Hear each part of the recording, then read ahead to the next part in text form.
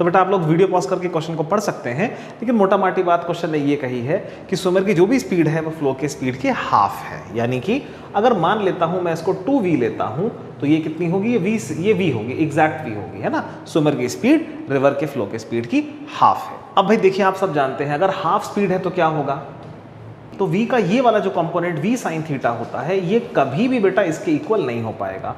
ये वाला कंपोनेंट हमेशा vrg से छोटा ही रहेगा और छोटा होने की वजह से ये कभी इसको कैंसिल नहीं कर पाएगा, इसीलिए स्विमर कभी भी स्ट्रेट नहीं जा पाएगा, बिल्कुल नहीं जा पाएगा, हरगिज नहीं जा पाएगा, कुछ ना कुछ ड्रिफ्ट तो होना ही है ना। तो वही ड्रिफ्ट कितना कम से कम हो सकता है उसी को मिनिमाइज करने के लिए हमें कहा गया है। तो बहुत सिंपल क्वेश्चन आइए कर लेते हैं। तो बेटा अगर एक्सेस में इस तरह से मान लूं तो ड्रिफ्ट किधर होगा बेटा, एक्स एक्सिस के अलॉन्ग होगा।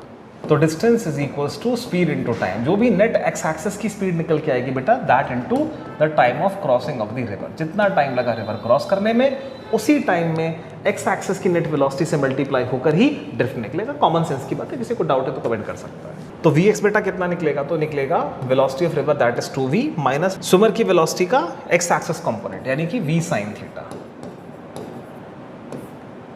अच्छा अब हमको मल्टीप्लाई करना है बेटा है time of crossing of the river से। तो क्रॉसिंग टाइम कैसे निकलेगा, अगर हम मान लेते हैं कि जो डिस्टेंस है इस रिवर की जो विड्थ है अगर वो d है तो क्रॉसिंग डिस्टेंस है d, और क्योंकि d स्पेसिफिकली y एक्सिस में आता है तो हम स्विमर की स्पीड का वो कंपोनेंट लिखेंगे जो y एक्सिस में है यानी कि अपॉन v cos थीटा। तो ये x की इक्वेशन आ गई, आप इसको डिफरेंशिएट करके 0 के बराबर रख दीजिए, थीटा ऑटोमेटिकली 30 डिग्री आ जाएगा यानी कि ओवरऑल आंसर 120 डिग्री आ जाएगा। बहुत आसान है बट अभी मैं आपके लिए कर देता हूँ। x को अगर मैं थोड़ा और बेटर वे में लिखूं तो क्या लिखूंगा, तो यहाँ से v कॉमन आ जाएगा, अंदर बचेगा 2 अपॉन कॉस थीटा यानी कि 2 सेक थीटा, v कॉमन आ ही चुका है तो sine upon cos tan theta into d हो जाएगा। आइए इसको डिफरेंशिएट करते हैं, इक्वल टू 0 करते हैं।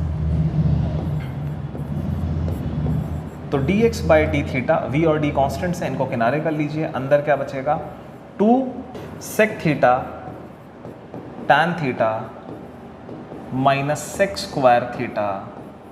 Now you have to make this equal to 0, तो एनीवे सेक से ये कट ही जाएगा, ठीक है, और 0 अपॉन वी डी भी हट ही जाएगा, आप समझ ही रहे हैं। तो 2 टैन थीटा, मोटा माटी यहाँ से जो निकल के आएगा रिजल्ट वो ये कि 2 टैन थीटा बराबर आ जाएगा सेक थीटा के, यानी कि 2 sine theta upon cos theta बराबर हो जाएगा 1 अपॉन कॉस थीटा के, यानी कि कॉस से कॉस कैंसिल हो जाएगा, साइन थीटा 1/2 आ जाएगा यानी कि थीटा बराबर 30 डिग्री आ जाएगा। तो 30 डिग्री आंसर नहीं है, 30 डिग्री ये है। उसने क्वेश्चन में कहा है कि फ्रॉम द फ्लो बताइए, फ्रॉम द स्ट्रीम डायरेक्शन, तो 90 + 30 तो answer will be 120 degree from the direction of the flow. This is a final answer.